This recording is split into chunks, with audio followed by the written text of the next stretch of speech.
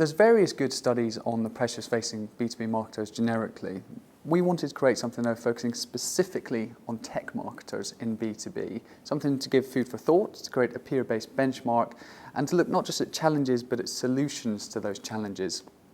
So we spoke with 100 senior marketers within B2B tech companies in the UK about the trends they were seeing in the marketplace, about the pressures they were facing in their job, and about their vision for the future.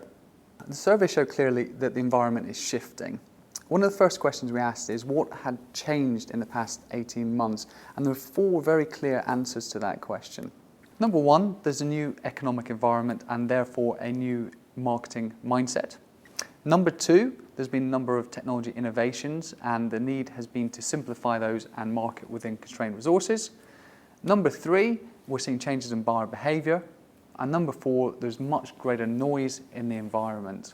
So the first trend is, of course, the economy. And these are austere, the turbulent times. That, of course, means resources are limited, budgets are limited.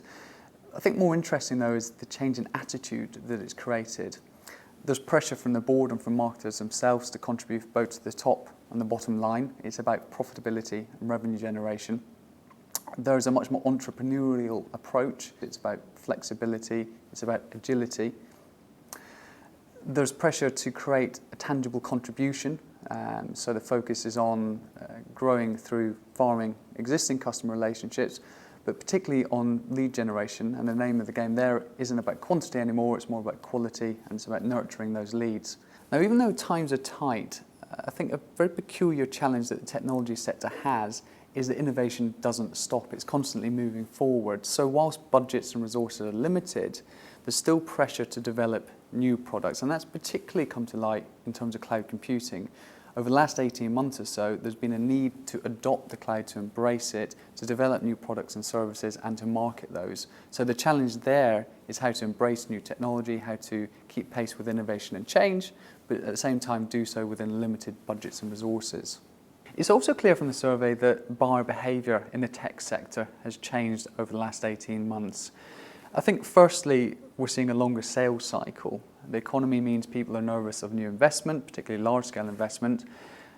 It's possible we're at a point in the technology refresh cycle where simply there's no need for significant investment.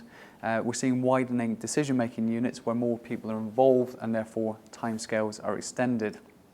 Of course, we can't talk about changes in buyer behaviour without mentioning social media, and that's exactly what the tech marketers in our survey did.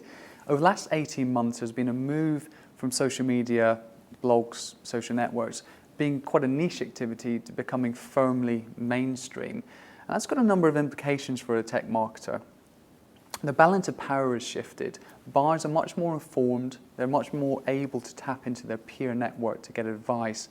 And from a marketer's perspective, that means there's been a loss of control. Another important impact of social media on the tech marketer is that the relationship with the buyer is starting much further down the sales funnel. Often it's the case that they've developed preferences before they've even made contact, or indeed even before they realize they had a need for a particular technology. So again, from a marketer's perspective, that means that it's more about pulling rather than pushing, and it's about engagement particularly. Of course, with social media, you need to have something to say and you need to be able to demonstrate rather than claim your expertise. And this all means that content is absolutely king. So we're moving into an era of content marketing. And one of the biggest challenges that the tech marketers we spoke with reported to us in that respect was it's a much noisier environment nowadays. There's more channels for buyers to listen to. There's much lower barriers to entry, which means there's more individuals creating that noise. And I think just generally speaking, life is noisier. There's more things going on. So the key is to stand out. Now, of course, the budgetary constraints that we mentioned earlier means that brute force is no longer the solution to doing so. The focus now is very much on creativity, on being different, on grabbing attention to stand out. So it's very interesting to look at the past, of course it is, but it's perhaps more interesting to look at the future. So we asked the tech marketers we spoke with, what's on the horizon? What do you think will be happening in the next 18 months?